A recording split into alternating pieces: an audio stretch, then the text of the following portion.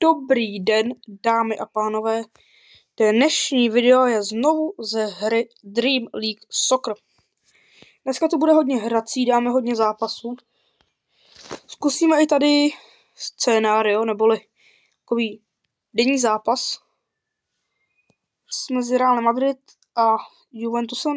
My jsme asi na straně Realu a Gonzalo Garcia, takže jdeme na to. Tu hru jsem chvíli nehrál.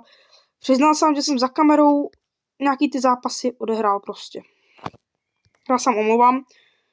Odehrál jsem třeba i zápas Viny. Viny teď nedal obrovskou příležitost, ale já jsem odehrál třeba i zápas proti Ipswichi, i proti Paříži. To sám omlouvám, k tomu se ještě dostanu. Dneska ve videu vám potom ukážu ty tabulky. Teď se zaměřím na ten zápas. Takže to no. Pape, jdi. Pape, ještě nahraj. A nakonec dodá Gonzalo Garcia. Za 5 minut 12, jak se říká, no opravdu spíš po 12 tedy, až když máme v nastavení. Ale gól jako gól, můžeme být šťastný podle mě.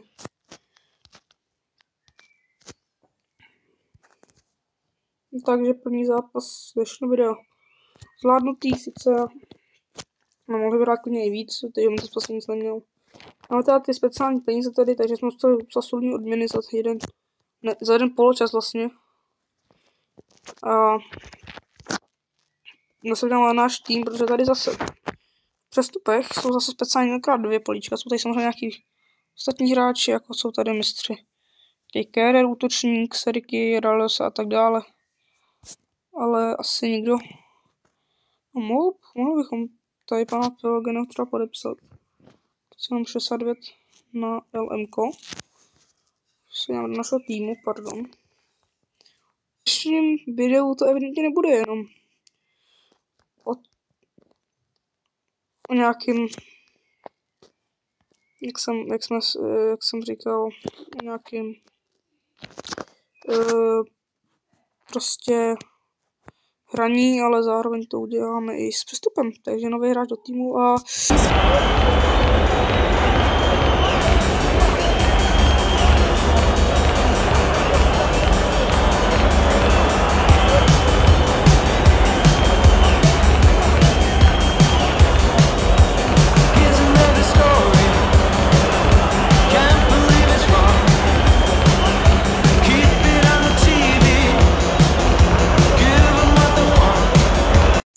zároveň tu máme odměny ještě tady ve speciálním pásu nějakým, což si vyklejmujeme tady samozřejmě, jak se říká.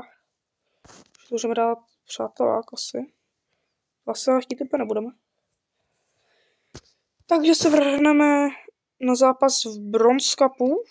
8. finále proti Oxfordu, což je tým docela silný. No, viděl jsem, že tam mají třeba Helika či Plachetu, což jsou dva Poláci. Tohle ale pojďme už. Dobře, Kalacha, hnedka. Škoda, mohl jsem od začátku jít do vedení. Tak může jít zase do akce. Grasa bude hledat Logeného. Úspěšně. Může se dát do vápna, což se mu taky podaří Buchan. A vedeme 1-0. Tedy naše posila se ukázala asistenci hnedka v prvním zápase, což můžeme být. No a teď Grasa může jít sama brankáře. To jsem znehodnotil špatně. Vyhodnotil jsem to špatně, já jsem chtěl zkusit lobnout golmana, ale na to asi ještě jsem dost zkušený. Asi teďko máme další možnosti, jak se o to postarat. Právě Madíček Pilogena teď může poslat Grasu, což jsem podařil taky. A my jdeme do vedení dvougólového. Takže náš nový talent skóruje už po druhé nahrál na gól. Před zápasem dává jakoby nejlepší sestavy podle toho asi, jako budeme mít kondičku těch hráčů, jak budou vyčerpaný. Zkusíme teďka s jedním hráčem bych tam rád dal góly dneska. Logene. To je to z dálky, ale zkusil jsem to. Za pokus to určitě někdy stojí. První střela v našem dresu pro bývalého hráče. Jak daleko tam bylo zhruba lítá. To super nejde tady ověřit podle toho. Ale teďko Pylogene se trefil krásně, šajtličkou, na zadní tyč poslal míč a 3-gólové vedení si myslím, že je McGill.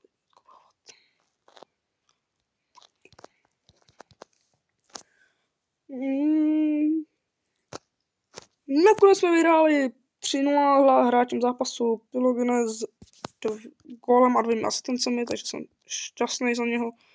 Další zápas nás čeká z Barcelos Academy Division, což je prostě ty naši jakoby asi lize.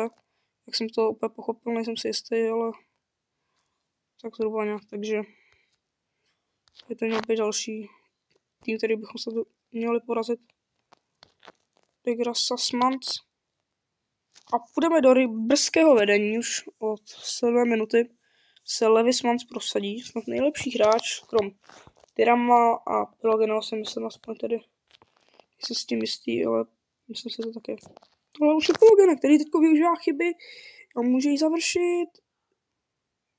Ale těsně nad břevno. Takže Lubíček se mi ještě stále povede. Teď už Andrew. Dobře. Monga. A chyba potrestá na začátek 14. minuty.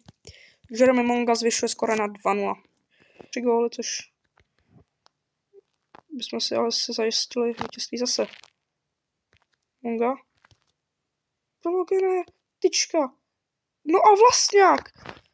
V 25. minutě teď to vypadalo spíš jako kdyby si chtěl Fernandez Vlastňák střelit, než že by chtěl tomu gólu zabránit. Nejře to tyčka, no.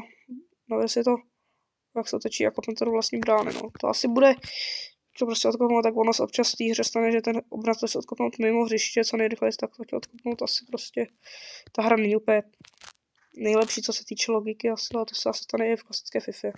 No ale pozor! Na tomhle skoro evidentně nekončíme. Italský útočník Degrasa se totiž prosadil zas a znova. Neběm. Tyram! A 5-0. Teď nejspíš trefil doslova šibenici. Degrasa byl tím asistentem Tyramu. Ne, musí se nějak prorvat, zkusit to ještě. Ale není třeba. 5-0 proti Barku. Za 10 výher už. To nevěděl, že jsme znovu odhrál. Nějak jako odznak Beginner 3 našeho trenéra, což je zajímavý. Jsem nevěděl, že jak to funguje. Změní se jeho sestavu a do základu půjde Tyram a Jorkera půjde na Fredeksu místo zraněného Buchána. Tak to bude naše sestava, asi aspoň prozatím. Dohráli jsme 5 bodů s tím, že jsme remizovali s PSG a Evertonem a porazili Ipswich. Díky tomu tak máme účast tady proti Marseille. No, co jsou už ty nejlepší týmy, takže vyhrát něco bylo neuvěřitelný. Dinner Rivals po 8 zápasech 6 výher, 1 remíza, 1 prohra, 19 bodů, první místo. Pro jsme postoupili do čtvrtfinále proti West Bromwich, nejlepší tým nás tu asi čeká. Buď to bude Breda, bych řekl, nebo právě West Bromwich, který budeme hrát. Takže teď se vrhneme na zápas proti silné Marseille. Pokud hráči Marseille budou dělat méně chyb, jak hráči Barcelos, no asi. Pak jo, Tyram. Už může vyrazit dopředu. Tyram, ber si míč popravou docela dobře. Tyram. No a vedeme 1-0. Takhle jsem to zkusil přihrávkou do brány. Mě napadlo, že mám jako pozemní střelu. Tvrdou pozemní střelu. Myslím, že jako přihrávka v podstatě, tak mi to vyšlo. Třeba to ještě jednou podívat. No, z 5 metrů, nebo z 5 yardů, nevím, kolik to metrů. Jsme to poslali přímo k tyči, Gloman se ani neskočil. No, takže to je velice brzké vedení, je to důležitý zápas. No a teď může Jorkera. Zase dopředu. A jde zase úplně sám na brankáře. Ale my to ještě zkusíme nahrát tam, ale nebo Tyram. Tak to je škoda. Aspoň to máme ještě rohový kop. My zkusíme takhle nakrátko Jorkera. Já takhle Pylogene. Tyram. Skvěle sehraný rohový kop. My vedeme nad Marseille 2-0 ve 20 minutách. Nevím, jestli to jde třeba stížit obtížnost, protože to jsem asi úplně nenašel zatím, takže kdybyste věděli, tak mi už můžete napsat do komentářů, taky mi pište různý názory na to, jako jestli toho natáčet dále, jestli chcete vidět nějaký speciální video z toho, někoho speciálně čekat, koupit, když se objeví 100% kup, cokoliv. No, offside nás teď zabral na 3. gólu. A ještě, no a když dáte na dnešním videu 5 lajků, tak udělám speciální video z Vici.cz, neboli s Vicem takzvaně. A právě z téhle hry Dream League Soccer, kdybychom si zkusili zahrát zápas online přáteláku. S mladým kopem je tam Guiri, bude hrát s Greenwoodem. Center, který náš brankář pohlídá a v klidu odkopne do přívětivého stavu vítězství a postupu v této soutěži nějaké Global Challenge Cup. No, jak jsem teda zmiňoval, zranil jsem další hráč. Nějak se mi hráči zraní víc než jakoby se nějak jakoby daří. Když mám docela dost peněz, tak jsme mohli zkusit Rare Scouta, takže uvidíme. No, je tu stoper Calvo. A já si myslím, že za tuhle cenu můžeme podepsat nového záložníka a náš tým tak znovu vylepšit. Protože Calvo je rozhodně skvělá posila, 69 rating, což je zase s Filogenem náš druhý nejlepší hráč. Pires na Tyrama udělal to dobře. Tyra chce pokusí obejít, ale jsem úplně protože tady hrajeme Munga, Harmon, Smans. Dobrá rána z dálky a krásný gól spoza vápna. Teď trefil Levis Mons, tady se podíváme ještě na... Já se to podívám ještě jednou teda, aby se vám to mohl ukázat takhle. Ukážeme si to z 24 yardů, já teda nevím si yard je jako metr, ale... Rychlost možná nebyla největší, ale přesnost byla krásná. Myslím si, že to je zatím asi nejhezčí gól. Calvo, ale Deby zatím gól nezavrší. Střídání nepotvrdíme. Calvo se tam chceme ještě nechat. Marcus Thuram. Rána z dálky, ale nebyla vůbec. Jak se tomu říká? Šogec. Monga zkusí to ještě chytnout. Dokážu posunout Pires. Ten má na zady sice protihráče, ale s tím se netě poradí. Dokáže ještě nahrát Mongovi. Monga, Thuram, na zadní tyč nikdo nebyl a navíc byl Thuram v offsideu. Zrušená akce, Johansson, dlouhý nákop. Jedna minuta ještě, ale pozor, ještě můžeme zautočit. Pires. Ještě v laně by mohl míč chytit, je tam vyvádně pořád, ale rozhodčí nechal doběhnout Pirese k míči a rázem zápas ukončil. No a vlastně tím mi ukončil celé dnešní video, takže já děkuju, že jste se... A tak počkat, ještě... Looking possible, Jurek, off. A tak my potřebujeme kapacitu na 15 000, takže budeme muset upgradeovat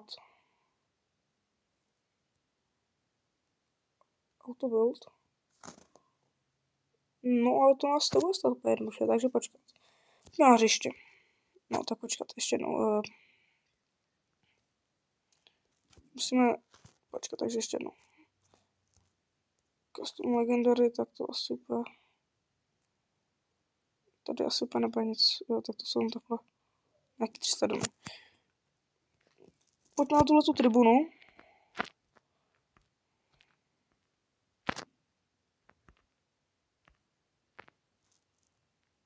Takhle bychom měli kapacitu na to dobře a nastalo by to, takže uděláme tohleto. Máme kapacitu na dobrý úrovni, ještě si můžeme zvednout možná jednu tribunu, tu protější. Bylo možná v pohodě, když se takhle postaneme. Teď jsme tady. Můžeme to prostě. To asi už nenajdeme nic. Už jsou samý extrémní projekty drahý. Můžeme to zvednout. No, to nevím dělat. No, ale tím už jsme opravdu u videa na konci a já bych vám chtěl poděkovat za sledování. Doufám, že se uvidíme do příštího videa. Zatím zdar.